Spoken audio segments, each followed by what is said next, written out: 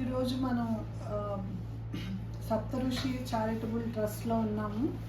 ఇది విశాఖపట్నం దగ్గర ఉన్న సబ్బవరంలో దగ్గర ఉన్న ఒక చక్కటి ప్రశాంతమైన వాతావరణంలో ఉంది. దీని నిర్వాహకులు శ్రీ మాధవ్ శర్మ గారు. ఆయన ఈ సప్తఋషి చారిటబుల్ ట్రస్ట్తో పాటుగా ఇక్కడ ఒక వేద పాఠశాలను కూడా నిర్వహిస్తున్నారు. అదేవిధంగా పిల్లలకి చక్కగా వేదాన్ని నేర్పించి ఈ వేద దినోత్సవం సందర్భంగా ఆయన ఆది శంకరాచార్య సందర్శించిన ప్రదేశాలన్నీ, అంటే కన్యాకుమారి నుండి కాశ్మీర్ వరకు ఉన్న అన్ని ప్రదేశాలను సందర్శించి ఒక యాత్ర నిర్వహిస్తారు ప్రతి సంవత్సరం. ఆ యాత్రలో ఆయన పీఠాధిపతులను వేద పండితులను కలుసుకొని ఈ వేద అభివృద్ధి కోసం వారితో చక్కగా చర్చలు జరిపి ఇక్కడ విద్యార్థులను చక్కగా తీర్చిదిద్దుతున్నారు. ఈ యాత్ర గురించి, ఈ పాఠశాల గురించి, ఈ ట్రస్ట్ గురించి ఈరోజు వారితో మాట్లాడి అన్ని విషయాలు తెలుసుకుందాం. నమస్కారం గురువు. నమస్కారం. అది మీరు ఏ వయసులో ఈ వేదం వైపు మీరు ఆకర్షితులయ్యారు? నేను చిన్నప్పుడే అంటే 7వ తరగతి వరకు చదువుకున్నాను నేను. ఆ తర్వాత మా నాన్నగారు ఇదే వృత్తిలో ఉన్నారు ఆయన కూడా. సో ఆయన్ని చూసి, అలాగే మా తాతగారు కూడా, మా నాన్నగారు చిన్నప్పుడే చనిపోయారు కానీ ఇప్పటికీ ఆయన గురించి మా శ్రీకాకుళం జిల్లాలో పాలకొండలో ఆయన గురించి ఇప్పటికీ చెప్తూ ఉంటారు. మా తాతగారు చాలా గొప్పవారు అని. ఆయన కూడా ఎన్నో ధార్మికమైనటువంటి కార్యక్రమాలు నిర్వహించారు. ఆయన లీడర్గా ఉంటూ ఎంతోమందిని చేరదీసి ఆయనకి నేర్చుకున్నటువంటి చదువుని 10 మందికి నేర్పిస్తూ, ఎవరు ఏం చదువుకోవాలనుకున్నా సరే వారికి భోజనం పెట్టి ఒక సత్రం కట్టి వాళ్ళందరికీ కూడా ఆయన విద్యాబుద్ధులను నేర్పించేవారు. సో అదే దాన్ని మేము మళ్ళీ ఆదర్శంగా తీసుకొని, కానీ ఆయన చేశారనే విషయం నేను మొదలుపెట్టిన తర్వాత మా ఊరు వెళ్ళాక తెలిసింది. మేము కూడా చిన్నప్పుడు ఇక్కడే పుట్టి పెరిగిన దగ్గర నుంచి మాకు ఆయన గురించి కూడా పెద్దగా తెలియదు. మా నాన్నగారు 10వ తరగతిలో ఉన్నప్పుడు ఆయన చనిపోయారు. అయితే కొంతకాలానికి మేము ఒకసారి మా ఊరు వెళ్ళాల్సి వచ్చింది.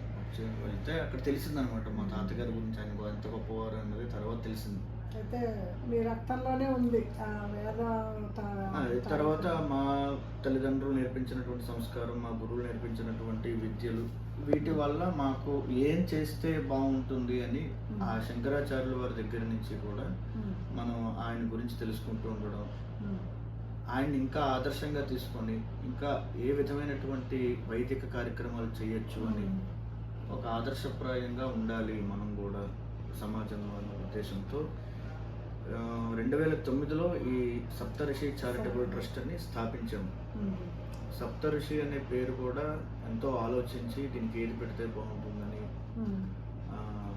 అయితే నాకు ఒక ఆలోచన వచ్చి సప్తఋషులే కదా మనకి వేదాలకి మూలం అనే ఉద్దేశంతో వారిని సప్తఋషి ఆశీస్సులతో ఇది ఉండాలి అని 7 వేద పండితులను తీసుకొచ్చి వారే సప్తఋషులుగా భావించుకొని మేము వారికి ఆ రోజు పూజ చేసి 2009లో ఈ వేద పాఠశాలని స్థాపించాము. గురు పౌర్ణమి రోజున వేద పండితులతో ఈ కార్యక్రమాన్ని, ఈ సంస్థని కానీ వేద పాఠశాల కానీ ప్రారంభించాము. 7 విద్యార్థులతోనే ప్రారంభించాము. అప్పుడు కూడా అదే మీరు ఇప్పటికీ గురు శిష్య పరంపరను కొనసాగిస్తున్నారు అని తెలుసుకున్నాను. ఆ పాఠశాల గురించి కొంచెం వివరిస్తారా? విద్యార్థులు ఎక్కడి నుంచి వస్తున్నారు? అసలు విద్యా వ్యవస్థ, ఈ గురుకులం అనేది ఎలా ఉండాలి అంటే, ఎవరైనా సరే ఒక విద్య నేర్చుకునేవారు విద్యార్థి లక్షణం ఏంటంటే గురువు గారికి సేవ చేస్తూ ఆ విద్యను ఆయన దగ్గర నుంచి ఒక అనుగ్రహ రూపంలో తీసుకోవాలి. అది ఉత్తమమైనటువంటి విద్యా విధానం, నేర్చుకునే విధానం కూడా. అది రాను రాను ఏమైందనంటే ఇంకొక రకం కూడా ఉంది. విద్యని ఎక్స్చేంజ్ చేసుకోవడం. మీకు వచ్చినటువంటి విద్యను నాకు నేర్పిస్తారు, నాకు వచ్చింది మీకు నేర్పించుకుంది. ఇంకా అది అధమం ఏంటంటే విద్యను కొనుక్కోవడం. విద్యను ఏ రోజైతే కొనుక్కునే ఇది వచ్చిందో ఆ విద్య మీద వాళ్ళకి ఎటువంటి గౌరవం కానీ, దాని మీద ఇంక అసలు గురువు శిష్యుడు అనే భావన కూడా ఉండదు. నేను నీకు డబ్బులు ఇస్తున్నాను, నువ్వు నేర్పించాలి అని ఒక వ్యాపారం అయిపోయింది. అతను అంత ఖర్చు పెట్టి నేర్చుకునేటప్పుడు విద్య అతను ఇంకెంత ఎక్స్పెక్ట్ చేస్తాడు. బయట సమాజం నుంచి. Exactly. నేనే ఉచితంగా నేర్చుకోలేనప్పుడు నేను ఎందుకు ఉచితంగా నా సేవలు అందించాలి అని. కానీ ఇప్పటికీ నేటి వరకు విద్యా వ్యవస్థ, వేద పాఠశాలలు ఒక్క రూపాయి కూడా విద్యార్థి దగ్గర నుంచి తీసుకోకుండా భోజన వసతి సదుపాయాలన్నీ కూడా విద్యార్థులకు అందిస్తూ వేద విద్యార్థులను పోషిస్తూ తద్వారా వేదాన్ని కూడా మనం పోషిస్తూ ఉన్నాం. మేమే కాదు, ఏ వేద పాఠశాల అయినా సరే ఇదే కట్టుబాటుతో ఇదే దీంతో నడుస్తుంది. అది మన ఋషులు నేర్పినటువంటి మంచి ఆలోచన. అది ఇప్పటికీ అది కొనసాగిస్తూనే ఉన్నారు ప్రతి ఒక్కరు కూడా. ఇప్పటికీ వేద విద్యని అమ్ముకొని దాన్ని ఏదైనా మనం ఈ విధంగా ఫీజులు కట్టి వేద విద్య నేర్పించేది ఉంటే ఈ రోజు వరకు మన దాకా వేదం రాదు, ఎప్పుడో అంతరించిపోతుంది. ఇప్పుడు నేర్చుకునే వాళ్ళు కరువే అంతరించిపోతుంది. ఒకప్పుడు దేవాలయాలు ఒక 1,00,000 ఉండొచ్చు, 10 లక్షలు ఉండొచ్చు. మన భారతదేశంలో కొన్ని లక్షల దేవాలయాలు. దానికి తగ్గట్టుగా అర్చకులు ఉండేవారు, పండితులు ఉండేవారు. అందులో కైంకర్యాలు చేయడానికి, వేద పారాయణలు చేయడానికి, అందులో మామూలుగా ఇది సేవలు అందించేవారు కానీ, వెనకాతల సహాయకులు కానీ, వీళ్ళందరూ కూడా ఉండేవారు. ఒక వ్యవస్థ ఉండేది, అర్చక వ్యవస్థ అంతా కూడా. అది అర్చకులు, ప్రధాన అర్చకులు, సహాయ అర్చకులు అని ఇవన్నీ కేటగిరీస్ ఉండేవి. ఇప్పుడు ఒక అర్చకుడు ఒక గుడికి పెట్టాలి అని అంటే కింద మీద పడుతున్నాను, దొరకట్లేదు. ఆలయాల సంఖ్య పెరిగిపోతున్నాయి కానీ దానికి తగ్గట్టుగా అర్చకుల సంఖ్య పెరగట్లేదు. వేదం నేర్చుకునే వాళ్ళ సంఖ్య కూడా పెరగట్లేదు. అదే అర్చకులుగా అంటే వాళ్ళకి కనీసం కొన్ని స్తోత్రాలు స్తుతి అయినా వచ్చి ఉండాలి కదా. అవన్నీ వేదం ఆగమోక్తంగా చేయించేవారు, ఆగమం నేర్చుకోవాలి వేద పాఠశాలలో ఉండి. అది కూడా ఒక విభాగమే. వేదం, శాస్త్రం, ఆగమ శాస్త్రం, ఇలాగ అన్ని రకాల శైవాగమం ఉంది. శివాలయాలకి సంబంధించింది, ఇలాగ వైఖానసం, ఇవన్నీ కూడా అన్ని రకాల ఆగమ శాస్త్రాలు కూడా ఉన్నాయి. ఇదంతా కూడా ఇప్పటికది ఎప్పటి నుంచో మన దైవారాధనలో, విగ్రహారాధనలు వచ్చిన దగ్గర నుంచి ఈ ఆగమోక్తంగానే నడవాలి ఇవన్నీ. ఈ రోజున అందులో అర్చకుడు ఉండి దీపం నైవేద్యం పెడితే చాలు అనే స్థితికి వచ్చేసాం. అందుకు దేవాలయాల్లో పూజలు ఎక్కువగా జరగకపోవడం వల్ల ఆ దేవాలయాలు ప్రాచుర్యంలోకి రావట్లేదు. ఎందుకు కొన్ని దేవాలయాలు వైభవంగా ఉంటాయి, ఎందుకు కొన్ని దేవాలయాలు మనం ఏదైనా కోరుకుంటే వెంటనే తీరుతున్నాయి, ఆ మహిమలు ఎక్కడి నుంచి వస్తున్నాయి? అర్చకులు వీరందరూ ఒక డెడికేషన్తో అందులో పూజలు చేస్తే భక్తులు కూడా ఎక్కడ కూడా శ్రద్ధ, భక్తులు లోపం లేకుండా వాళ్ళు కూడా చేస్తే అన్నీ కూడా మనం అనుకున్నట్టుగా ఆ శక్తి లోపం లేదు, మన భక్తి లోపం. అది దాన్ని మనం సద్వినియోగం చేసుకోలేకపోతున్నాం. మన వీధిలో ఉన్న దేవాలయాలకు మనం వెళ్ళం. ఎక్కడో ఉన్న దేవాలయానికి వెళ్తాం. మన వీధిలో ఉన్న గణపతి గుడికి వెళ్ళము, మన వీధిలో ఉన్న వెంకటేశ్వర స్వామి గుడికి వెళ్ళాము, మన వీధిలో ఉన్న శివాలయంకి వెళ్ళం. కానీ ఎక్కడో దూరాబాలు, కొండలు, గుట్టల్లో ఉన్నటువంటి దేవాలయాలకు మనం వెళ్తాం. అంటే అక్కడ వెళ్ళొద్దని నేను అనట్లేదు, కానీ ముందు మనది ఇంటి పరిసర ప్రాంతాల్లో ఉన్న భగవంతుడు ఇది ఒకటే అది ఒకటే కాబట్టి మనం రెండింటిని కంపేర్ చేసుకోకుండా ఈ గుడికి వెళ్ళి 4 రూపాయలు హుండీలో వేసామా, లేదా పళ్ళెంలో వేసామా, లేదంటే కొబ్బరికాయ కొట్టామా, ఏదో అభిషేకం చేసుకున్నామా లేదా అన్నట్టు ఉండాలి. ఇదే ప్రస్తావన నేను కొన్ని రోజుల క్రితం కూడా, అసలు దేవాలయాలు అభివృద్ధి చెందాలంటే ముందు మనం ఏం చేయాలి అని అంటే, ఇప్పుడు మీరు ఏ గ్రామంలో పుట్టుకుంటారు? బొబ్బిలి గ్రామం. మీ గ్రామంలో, సొంతూరులో, మీ చిన్నప్పుడు, నా చిన్నప్పుడు కూడా మా గ్రామాల్లో శివాలయాలు ఉండేవి, గ్రామ దేవతలు ఉండేవి. అక్కడ మేము చిన్నప్పుడు కూడా ఆడుకునేవాళ్ళం సరదాగా. మా అమ్మ నాన్న వెళ్ళినప్పుడు, పూజలకు వెళ్ళినప్పుడు మమ్మల్ని వదిలేస్తారు, మేము ఆలయం అంతా తిరుగుతూ ముట్టుకున్నట్లు ఆటలు ఆడుకునేవాళ్ళం. ఇప్పుడు దేవాలయాలకు ఎక్కడికి వెళ్తున్నారు? పిల్లల్ని తీసుకుని ఎక్కడికి వెళ్తున్నారు? మీ ఇంట్లో ఏదైనా పూజ పునస్కారమో, లేదా మీ పుట్టినరోజు ఏదో వచ్చినప్పుడు, లేదా మీరు సొంతూరు సరదాగా వెళ్ళినప్పుడు మీ దేవాలయం దర్శించండి, మీ సొంత దేవాలయం వెళ్ళి దర్శించండి. అక్కడ ఏదో మీరు తృణమో పణమో ఏదో చేసి మీ శక్తి కొలది పూజ చేస్తే, అలాగే ప్రతి ఒక్కరు అనుకుంటే గ్రామాల్లో ఉన్న దేవాలయాలు కూడా అభివృద్ధి చెందుతాయి. అదేవిధంగా పట్టణాల్లో ఉన్న దేవాలయాలు కూడా అభివృద్ధి చెందుతూ ఉంటాయి. ఎలాగో ఇవన్నీ కూడా శ్రీశైలం ఉన్నాయి, పెద్ద పెద్ద తిరుమల తిరుపతి ఇవన్నీ కూడా అభివృద్ధి చెందినవే, అవును. వెళ్తూ ఉన్నారు. కానీ ఇవి కూడా వెళ్తే అవి కూడా బ్యాలెన్సింగ్ అవుతాయి. మన దేవాలయాల్ని మనం కాపాడుకున్న వాళ్ళు అవుతాం. లేదంటే మళ్ళీ శిథిలావస్థలోకి వెళ్ళిపోయి ఇంకా పురావస్తు శాఖ వాళ్ళ దాకా ఇంకా వెళ్తాయి. మనమే వాటిని సంరక్షించుకోవాలి. ఎలాగైతే మన ఎఫర్ట్స్, మన స్థలాలు కానీ ఇల్లులు కానీ ఎలా సంరక్షించుకుంటున్నామో దేవాలయం మనందరిది, అది కూడా సంరక్షించుకునే బాధ్యత మనందరిది ఉంది. దాన్ని కూడా మనం సంరక్షించుకోవాలి. మన పిల్లలకి అది నేర్పించాలి. ఒరే బాబు, మన సొంతూరు అది, మన దేవాలయం అది, మన ఇంటి దైవం అది, కులదైవం అది అని మనం చెప్పాలి వాళ్ళకి. చెప్తే వాళ్ళు వెళ్ళి దండం పెట్టుకుంటారు. ఏదో అక్కడ ఏదో కథో కాలక్షేపం, ఏదో పూజ పునస్కారం అభిషేకం హోమం ఏదో చేసుకోవాలని సంకల్పించుకుంటారు.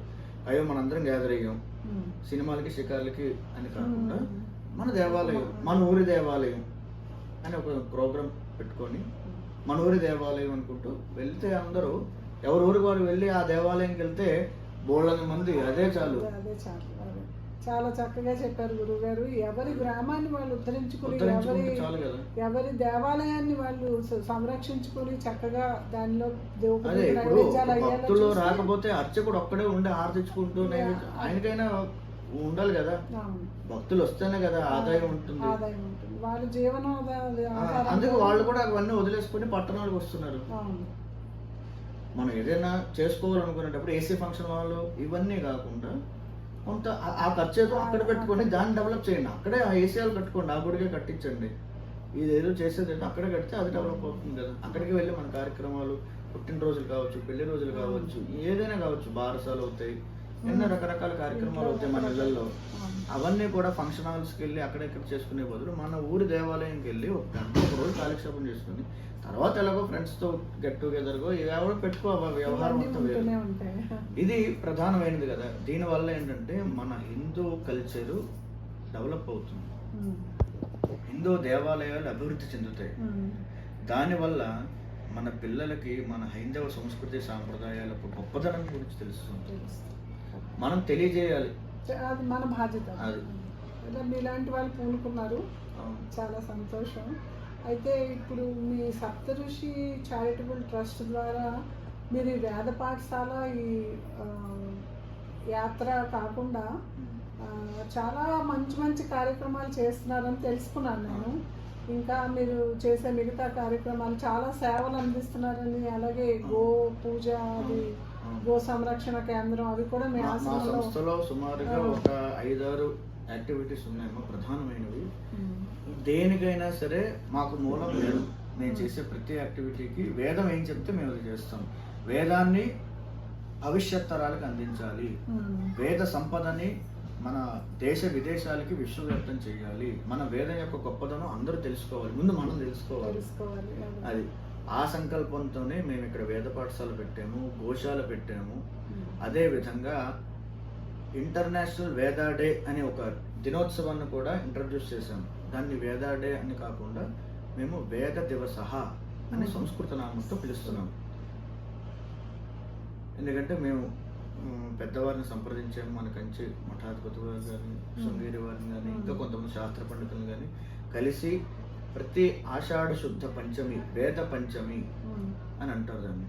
ఆషాఢ శుద్ధ పంచమి రోజు మేము వేద దినోత్సవంగా ఎంతోమంది వేద పండితుల్ని ఒక దగ్గరికి ఆహ్వానించి ఒక్కొక్క సంవత్సరం ఒక్కొక్క స్టేట్లో నిర్వహిస్తూ ఉన్నాము.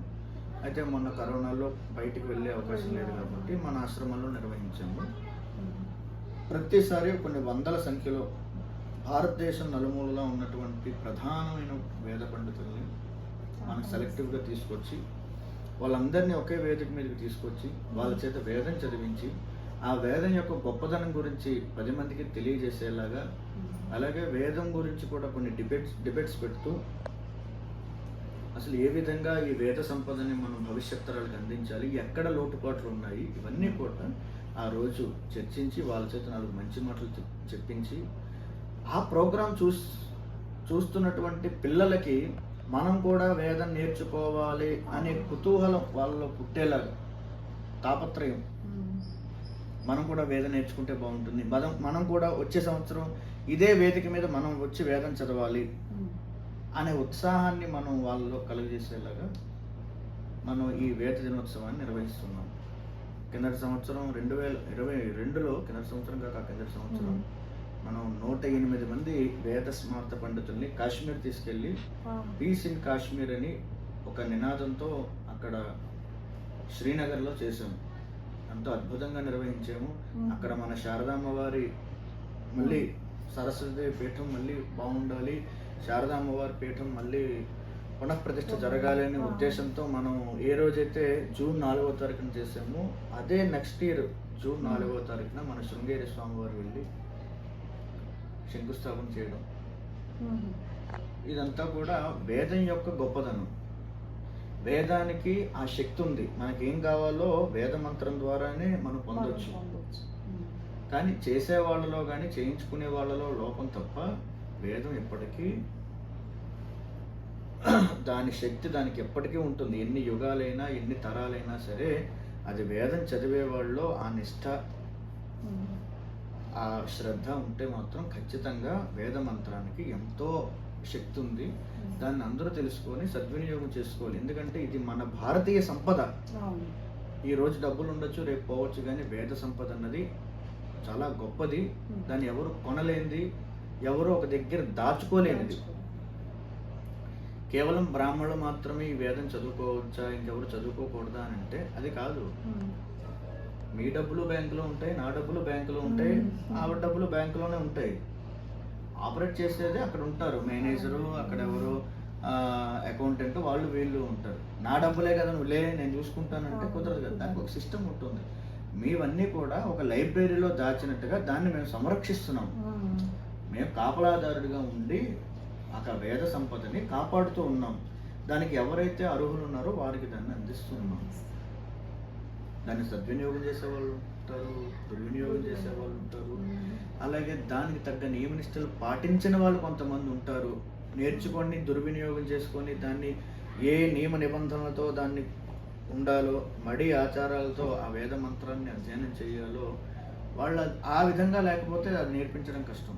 ఎవరైనా ఒక ఆర్మీ ట్రైనింగ్ అవుతున్న వాళ్ళు కానీ ఏదైనా సరే దానికి ఒక సిస్టమ్, క్రమశిక్షణతోటి దాన్ని నేర్చుకోవాలి. ఉదయాన్నే 3 గంటలకు లేచి బ్రాహ్మీ ముహూర్తంలో లేచి స్నాన సంధ్యానుష్ఠానం నెరవేర్చుకొని గురుముఖంగా దాన్ని నేర్చుకుంటే గురువు యొక్క మంత్రశక్తిని, అనుష్ఠాన శక్తిని ఆ శిష్యుడికి ధారపోస్తారు. అప్పుడు ఆ మంత్రానికి ఒక శక్తి వస్తుంది. లేదంటే న్యూస్ పేపర్ చదివినట్టు ఉంటుంది. అది కూడా మీరు చదివింది నేను చదివేస్తా, ఆయన అందరూ చదివేస్తారు, అది కాదు కదా. శక్తి అన్నది ట్రాన్స్ఫర్ చేయాలి అని అంటే దానికి ఒక ప్రక్రియ ఉంటుంది. మనకి వైర్లో ఉన్న కరెంట్ కనపడదు కానీ దాని ద్వారానే వెళ్తుంది. మనం దాన్ని ముట్టుకోవాలని ప్రయత్నం చేస్తున్నా, లేదంటే దాన్ని టెస్ట్ చేయాలని బయటికి నోట్తో తీసి చూడాలనుకున్నా దానివల్ల దానికి క్యాపబిలిటీ ఉండాలి. మన కెపాసిటీ ఎంతో చూసుకొని దాన్ని బట్టి దాన్ని ముట్టుకోగలగాలి, లేదంటే కాలిపోతుంది. మంత్రం కూడా అంతే. దాన్ని ఆ మంత్రశక్తిని మనం దాన్ని ఏమంటారు దాన్ని అంటే మనం దాన్ని హ్యాండిల్ చేయగలిగే కెపాసిటీ మనలో ఉండాలి. లేకపోతే కష్టం. అది మనం దహించి వేస్తుంది. దానికి ఒక మంచి ప్రక్రియ ద్వారా ఉండాలి. నియమనిష్టలు ఉండాలి, ఆహార నియమాలు ఉండాలి, వస్త్రధారణ కానీ వాళ్ళు చేసే నిత్య దైనందిన జీవితం అంతా కూడా ఒక సిస్టమేటిక్గా వేదం చెప్పిన విధంగా ఫాలో అవ్వాలి. లేదు నేను అలా ఉండను, ఇలా ఉంటాను, ఉదయం 9ంటికి 10ంటికి లేస్తాను, అలా చేస్తాను, ఇలా చేస్తాను, కనిపించింది అలా తినేస్తాను, ఎప్పుడు పడితే అప్పుడు తింటాను, ఎక్కడ పడితే అక్కడ పడుకుంటాను, నేను ఏ దైవారాధన చేయను అని అంటే మంత్రం మన దగ్గర ఎందుకు ఉంటుంది? ఆ నియమ నిబంధనలతో ఎవరైనా వేదం నేర్చుకోవచ్చు. వేదం తాలూకు గొప్పదనాన్ని చాలా చక్కగా వివరించారు. అయితే ఇప్పుడు రాబోయే అంటే ఎలాగా ఇంకా 2 నెలల్లో మళ్ళీ వేద దినోత్సవం రాబోతుంది. ఈసారి ఎలాంటి కార్యక్రమాలు మీరు ప్లాన్ చేశారు? ఈసారి కూడా అధిక సంఖ్యలో వేద పండితుల్ని, స్మార్త పండితుల్ని పిలిపించి ఈసారి అందరికీ ఆర్థికంగా కూడా చాలా నలిగిపోయి ఉన్నారు. ప్రతి ఒక్కరికి అదే సమస్యతో ఉన్నారు. అందుకని చెప్పి వీరందరి చేత సుమారుగా 108 సార్లు శ్రీ సూక్త పారాయణ చేపించి అందరికీ ఆ మహాలక్ష్మి అనుగ్రహం కలగాలని.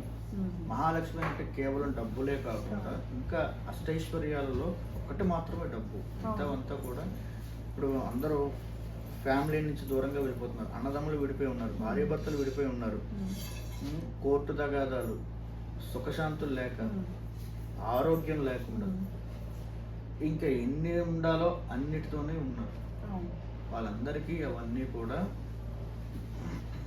సౌభాగ్యం సౌభాగ్యం కలగాలని, అవన్నీ ఎటువంటి దుఃఖాలున్నా తొలగిపోయి చక్కటి ఆయుష్ ఆరోగ్యంతో ఉండాలని, ఉమ్. అదే విధంగా వచ్చిన డబ్బులు 4 డబ్బులు నిలబెట్టుకొని ఉంచుకునేలాగా, వచ్చిన డబ్బులల్లా పోతున్నాయి అనుకోవడం కాకుండా వాళ్ళు ఎంత డబ్బులు సంపాదించుకుంటే అంత డబ్బులు జాగ్రత్త పెట్టుకుంటారు.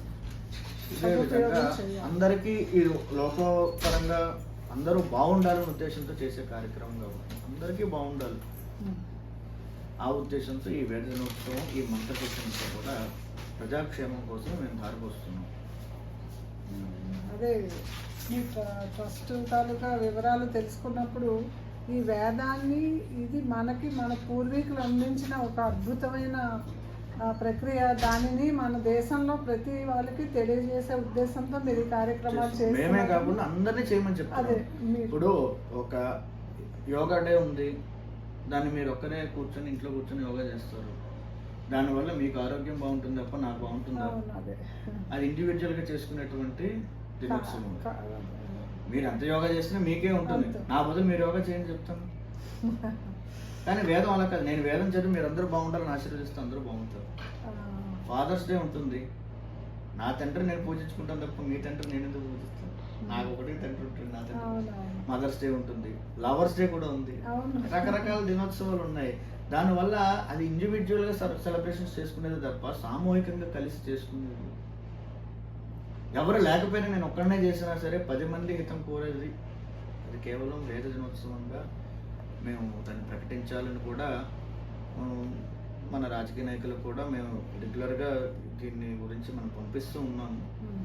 దీన్ని ఒక ఇంటర్నేషనల్ వేదా డేగా ప్రకటిస్తే బాగుంటుంది, అందరూ ఆచరిస్తారు. ఎందుకంటే యోగా డే ప్రకటించిన తర్వాత యోగాకి మంచి వచ్చింది. ఎందుకు వచ్చింది? ఒకప్పుడు యోగా సెంటర్స్ చాలా తక్కువ ఉండేవి, ఇప్పుడు వీధికి 4-5 ఉన్నాయి. ఆఖరికి అరబ్ కంట్రీస్ కూడా యోగా డేని ఆహ్వానించింది, వాళ్ళు కూడా చేస్తున్నారు. యోగా ఎక్కడి నుంచి వచ్చింది? మన దగ్గర నుంచి వచ్చింది. వేదా డే కూడా ఇంట్రడ్యూస్ చేయండి, అక్కడ కూడా వేదపారాయణ చేయించండి, ఆన్లైన్లో చేయించండి, ఏముంది? సెలబ్రేషన్స్ చేసుకుని దానివల్ల ఏమి కొంపలేం మునిగిపోయి ఏమవు. మీ దగ్గరలో సమీపంలో ఉన్న వేద పండితులను ఒక రోజు దగ్గర తీసుకురండి. ఈ గ్రామంలో ఎంతమంది పండితులు ఉన్నారు అని తెలుస్తుంది, అసలు వేదం అంటే ఏంటో తెలుస్తుంది. ఈ మధ్యకాలంలో కార్యక్రమాలు, పూజలు, పునస్కారాలు, పెళ్ళిళ్ళు అన్నీ జరుగుతున్నాయి. అక్కడ ప్రాధాన్యత పంతులు గారికి చదివే మంత్రాలకి తప్ప అన్నిటికీ ఇస్తున్నారు. పెళ్ళిళ్ళు జరుగుతున్నాయి, అక్కడ బ్రహ్మగారు ఉంటారు, కానీ అతను పట్టించుకోరు, ఫోటోషూట్ చేసుకుంటారు. Pre wedding shoot, after wedding చేసుకుంటున్నారు ఎలాగో, అక్కడ కూడా ఫోటోషూట్ ఎందుకు? అక్కడ చేయాల్సినటువంటి క్రతువుని శాస్త్రోక్తంగా, మంత్రోక్తంగా చేసుకుంటే ఆ దంపతులు ఇద్దరు అన్యోన్యంగా ఉంటారు. పెళ్ళిళ్ళు ఎందుకు పెటాకులు అవుతున్నాయంటే అందుకే. ఆ ఫోటోల్లో చూసుకోవడానికి కోసం, ఫోటోషూట్ చేసుకోవడం కోసం 10 సార్లు తాళి కట్టించడం, 10 సార్లు జీలకర్ర బెల్లం పెట్టడం, 10 సార్లు తలంబరాలు పోసుకోవడం, దాని మధ్యలోంచి కెమెరాలు పెడుతూ ఉండడం, వీటి వల్ల అదంతా కూడా అశాస్త్రీయం అయిపోయి ఒక ఆర్టిఫిషియల్ అయిపోయింది. ఫోటోషూట్ల కోసమే ఇప్పుడు కార్యక్రమాలు పెడుతున్నారు. అలా పెట్టుకోవడం వల్ల ఏమీ ఉపయోగం ఉండదు. ఆ స్టేజ్ మీదకి అందరూ కాళ్ళు చెప్పులు వేసుకొని, షూలు వేసుకొని వస్తారు. ఎక్కడైనా ఒక మంచి శుభకార్యం జరిగినప్పుడు ఒక నూతన వధూవరులు లక్ష్మీనారాయణతో సమానం. సకల దేవతలు వారిని ఆశీర్వదించడానికి వివాహ వేదిక మీదకి వస్తారు, దేవతలు ఆహ్వానిస్తాం మనం. అలా చెప్పులు వేసుకొని వచ్చి అపవిత్రం చేస్తే వాళ్ళు ఎందుకు ఉంటారు? ఇవన్నీ కూడా మనం తెలుసుకోవాలి. ఎక్కడ కూడా ఒక్కటి కూడా పవిత్రతగా ఉండదు. అక్కడ అన్ని ఆర్టిఫిషియల్, పువ్వులతో సహా అన్ని ఆర్టిఫిషియల్. కింద మరకలు పడిపోతే ఏమో ప్లాస్టిక్ వేస్తారు. ఇంతకుముందు మన ఇళ్ళలో ఏం వేసేవారు? చేపలు చక్కగా పరిచేవారు, వేసేవారు. చాకలు వచ్చి మంచి వస్త్రాలు వేసేవారు. పెళ్లి కొడుకు వస్తున్న దగ్గర నుంచి వాళ్ళే వస్త్రాలు వేసేవారు. ఉతికి ఆరబెట్టినవి చేసినవన్నీ కూడా దాని మీద చలువ చేసే వచ్చి అవన్నీ వేసేవారు. ఇప్పుడు ఎక్కడ ఉన్నాయి? కార్పెట్ మీద నడుస్తున్నారు. ఆ కార్పెట్ తద్దనానికి అదే, రజస్సుల శాంతికి అదే, అన్నిటికీ అదే. అవే కుర్చీలు, అదే మండపం, అదే ఏసీ. హోమం చేయకూడదు అంటారు, స్విమ్మింగ్ పూల్ దగ్గర బయట ఎక్కడికో వెళ్ళిపోవాలంటారు. దానివల్ల ఎందుకు అక్కడ చేసుకోవడం? అన్ని కండిషన్స్ పెట్టినప్పుడు కన్యాదానం కూడా అక్కడెక్కడో చేసుకోవడం, ఉపనయన సంస్కారం కూడా ఎక్కడ చేసుకోవాలో అక్కడ చేసుకోకపోవడం, ఇవన్నీ కూడా అవైదికం ఎక్కువైపోతుంది. దీనికోసం మేము ఆదిశంకర యాత్ర, వేద భారత పరిక్రమ యాత్ర అని పెట్టి ప్రతి చోటుకి వెళ్ళి ఒక అవేర్నెస్ తీసుకొచ్చేలాగా ఒక 25 మంది 30 మంది వేద పండితులు మనం తీసుకెళ్ళి వేద భారత పరిక్రమ యాత్ర అని భారతదేశం అంతా, కేవలం ఇప్పుడున్న కాశ్మీర్ టు కన్యాకుమారి కాదు, అఖండ భారతం ఎక్కడ వరకు ఉందో అక్కడ వరకు వెళ్తున్నాం. మొన్న లాస్ట్ ఇయర్ పాకిస్తాన్ వరకు వెళ్ళాం, మొన్న 2024 జనవరిలో. మళ్ళీ నెక్స్ట్ ఇయర్ కూడా ఇంకొంచెం విస్తరిస్తాం, ఇంకా వెళ్తాం. ఎంతవరకు రోడ్డు మార్గం ఉంటుందో అంతవరకు ప్రయాణం చేస్తూ ప్రతి చోట వేదం గురించి, వేదం యొక్క గొప్పదనం గురించి 10 మందికి తెలియజేస్తున్నాము. వాళ్ళ భాషల్లో అర్థమయ్యే రీతిలో అక్కడ నలుగురిని గ్యాదర్ చేసి వాళ్ళందరికీ చెప్తూ ఉన్నాం. ఇక్కడ కూడా మీరు వేద పండితులు తయారు చేసుకోండి, లేదా మా దగ్గర పంపించండి, మేము వేదం నేర్పిస్తాము అని ప్రతి చోటకి. కాశ్మీర్ వెళ్తున్నాము, కాశ్మీరీ పండితుల పిల్లల్ని వేదంలో పెట్టమని చెప్తున్నాం, వాళ్ళు నేర్పించండి ఇవన్నీ అని చెప్తున్నాము. అలా అందరికీ చెప్తూ ఉన్నాం. సుమారుగా 21,000 కిలోమీటర్లు మా ప్రయాణం ఉంటుంది, 40 రోజుల పాటు. 6 నిమిషాలు కూడా ఉంటుంది, ఎక్కడ రెస్ట్ కానీ ఏమి ఉండదు. వెళ్ళిన సమయాన్ని అంతా కూడా సద్వినియోగం చేసుకోవాలి తప్ప ఊరిని తినేసి పడుకోవడం కాదు అనే ఉద్దేశంతోనే ఆ సమయాన్ని వృధా చేయకుండా ప్రతి చోట వేదం చదువుకుంటూ వెళ్తూ ఉంటాం. వేదం వింటే చాలు, ఆ వేదం మంత్రం ఆ చుట్టుపక్కల మనం చాలు, అంతే తప్ప దాని గురించి అర్థం తెలుసుకోవాల్సిన పని లేదు, ఎవరు వినాల్సిన పని కూడా లేదు. ఆ మంత్రం వైబ్రేషన్ అంతా కూడా అక్కడ ఉంటుంది చదివినంత కాలం, కొంతకాలం అయినా సరే. శంకరాచార్యులు వారు అప్పుడెప్పుడో 2000 సంవత్సరాల క్రితం వెళ్ళారు, ఇప్పటికీ ఆ వైబ్రేషన్స్ ఉన్నాయి కదా. మేము అంత గొప్పవాళ్ళం కాకపోవచ్చు, ఆయన ఆదర్శంగా తీసుకొని మేము ఎంత కొంత చెయ్యాలి అని. అందుకని యూత్ అంతా కూడా వెళ్తున్నాం. ఆయన 32 ఏళ్ళకి అంతా చేశారు. ఆయన అంత గొప్ప ఎన్నెన్నో స్తోత్రాలు రచించారు, వేదాలు. ఆయన గురించి చెప్పాలంటే మీరు 30 ఎపిసోడ్లు చేయాలి. నిజమే. ఆయన బతుకున్నది చాలా తక్కువ కాలమైనా కానీ ఆయన ఆదర్శంగా తీసుకుని మీరు ఆ కార్యక్రమాన్ని కొనసాగిస్తున్నందుకు చాలా కూడా మనం మన ఇరు రాష్ట్రాల్లో 1000-1200 సంవత్సరాల పైబడిన శివాలయాలు, పురాతన శివాలయాలు ఉన్నాయి. ఆ రూట్ మ్యాప్ కూడా తయారు చేసుకుంటూ ఉన్నాము. వచ్చే 2025లో ఆ యాత్రను చేయబోతున్నాము. ఆ దేవాలయాలన్నీ కూడా అందరికీ పరిచయం చేయబోతున్నాము. మాతో పాటు ఎవరు వస్తే వాళ్ళు రావచ్చు. ఇది కాకుండా ఆ రూట్ మ్యాప్ అందరూ చేస్తే బాగుంటుంది. తర్వాత ఏదో మేము వెళ్ళాం వచ్చేసాం అన్నది కాకుండా ఫారెన్ ట్రిప్స్ అందరూ వెళ్తారు, అది వేరు. కానీ మనం భారతదేశంలో ఏమున్నాయో ముందు దాన్ని చూడాలి. మన దగ్గర గొప్ప సంపద ఉంది, ఆలయ సంపదలు ఉన్నాయి, దేవాలయాలు ఉన్నాయి, ఇంకా రకరకాలు ఉన్నాయి. మన హిందూ ధర్మానికి సంబంధించిన ఎన్నెన్నో ఉన్నాయి. ఇవన్నీ చూడడానికి మన లైఫ్ టైం సరిపోదు. ఉన్నంత కాలంలో కొంత అయినా సరే దాన్ని కేటాయించి అసలు ఎన్ని దేవాలయాలు ఉన్నాయి, ఎన్ని మఠాలు ఉన్నాయి, ఎన్ని ఆధ్యాత్మిక కేంద్రాలు ఉన్నాయి, ఎన్ని వనాలు ఉన్నాయి, ఎన్ని అరణ్యాలు ఉన్నాయి, ఎన్ని నదులు ఉన్నాయి, ఎన్ని సప్త మోక్షపురులు ఉన్నాయి, ఇవన్నీ కూడా మనం పిల్లలకి చెప్పి ఎవరో బాబు ఖాళీ దొరికినప్పుడు అటు ఇల్లు ఇటు వెళ్ళు 4 చోట్లకి వెళ్తే మన ధర్మం కూడా తెలుస్తుంది. ఇప్పుడు మేము ఆంధ్ర కాకుండా తెలంగాణ, ఇంకా ఎంపీ, అలా మొత్తం కాశ్మీర్ టు కన్యాకుమారి వెళ్తూ ఉంటాం. రకరకాల ఆచార వ్యవహారాలు మేమే తెలుసుకున్నాం. ఈ వృత్తిలో ఉంటూ మేమే తెలుసుకున్నాము, ఇక్కడ ఇలా చేస్తారన్నమాట, ఇక్కడ ఇలా చేస్తారు, ఇక్కడ హారతులు ఈ విధంగా ఇస్తారు, ఇక్కడ పూజలు ఈ విధంగా చేస్తున్నారు. ఎక్కడ ఏం చేసినా సరే అల్టిమేట్గా భగవదారాధన చేస్తున్నారు. కానీ వాళ్ళ విధి విధానాలు వేరుగా ఉన్నాయి. అవి కూడా తెలుసుకోవడమే తప్పే ఉంది. తెలుసుకుంటే మనం ఇటువంటి పిల్లలకి వేదన నేర్చుకునే పిల్లలకి వాళ్ళు చెప్పగలుగుతాం. మేము కూడా ఎంతసేపు మన దగ్గర మన జిల్లాలో ఏం చేస్తారో అది వరకే అనుకుంటే కష్టం కదా. ఖండాంతరాలు దాటి వెళ్తున్నారు. ఇప్పుడు అక్కడ కూడా పూజలు చేస్తున్నారు. అమెరికాలో తగ్గట్టుగా అక్కడ పూజలు చేయాలి, దానికి తగ్గట్టుగా. సింగపూర్ వెళ్తే అక్కడ వాతావరణం తగ్గట్టుగా పూజలు చేస్తాము. నార్త్ వెళ్తే చొక్కాలు వేసుకొని పూజలు చేస్తారు, వాళ్ళ చలికి వాళ్ళ దానికి. అలా రకరకాలుగా తెలుసుకుంటూ ఇంకా ఇంకా ఎన్నెన్నో ఉంటాయి. జస్ట్ ఇది చిన్న చిన్న విషయాలే కానీ అందరికీ తెలిసినవే, కానీ ఇంకా చాలా విషయాలు ఉన్నాయి. అస్సాం దగ్గర కొన్ని, కామాఖ్య అమ్మవారి దగ్గర రకరకాలుగా పూజలు చేస్తారు, పూజా విధానం వేరుగా ఉంటాయి. ఈ పూజా విధానాల గురించి కానీ వాళ్ళ ఆచార వ్యవహారాల గురించి, వాళ్ళ వివాహ ప్రక్రియ కానీ ఎలా ఉంటుందో అవన్నీ కూడా మనం తెలుసుకునే అవకాశం దీనివల్ల తెలుస్తుంది.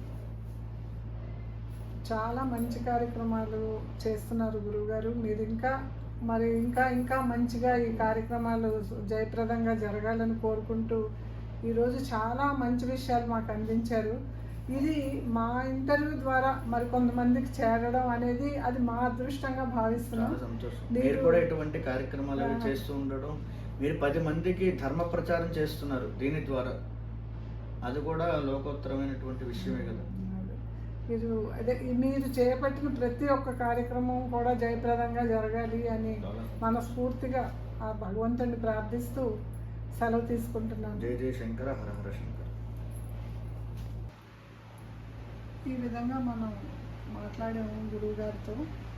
ఆయన ఈ ట్రస్ట్ ద్వారా, ఈ పాఠశాల ద్వారా ఎన్నో మంచి మంచి కార్యక్రమాలు, సేవా కార్యక్రమాలు నిర్వహిస్తున్నారు. వారి సేవకు గుర్తించి కొన్ని యూనివర్సిటీస్ ఆయనకి గౌరవ డాక్టరేట్ పట్టాను కూడా ప్రదానం చేశాయి. ఇంకా ఈ వేదాన్ని ప్రాచుర్యం చెందించడంలో గురువుగారు చేసే కృషికి అన్ని విధాలుగా అన్ని రకాల సహాయ సహకారాలు భగవంతుడు అందించాలని కోరుకుంటూ ఈ ఇంటర్వ్యూని ఇంతటితో వదిలిస్తున్నాను.